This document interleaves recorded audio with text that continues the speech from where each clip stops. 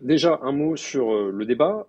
L'hémicycle était complètement vide. On sent qu'il y a un gros malaise quand même du côté de la gauche et du côté du bloc central qui n'ont quasiment pas siégé. Bon, il y avait quand même les écologistes qui étaient très mobilisés, qui défendaient leur position, qu'on connaît bien. Merci de Ils ont le rappeler. participé à déconstruire la filière nucléaire ces 15 dernières années.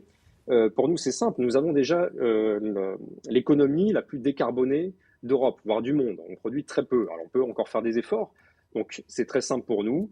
Euh, Moratoire sur les énergies intermittentes, éolien et photovoltaïque, augmentation de la capacité de production de 20 à 30%, et ça peut repartir dès le lendemain de la production nucléaire. D'ailleurs, ce n'est pas des données qui sont du Rassemblement national, c'est Anne Lauvergeon qui dirigeait Areva qui l'a affirmé, qui a affirmé qu'on pouvait du jour au lendemain augmenter de 20 à 30% la capacité de production nucléaire dans ce pays.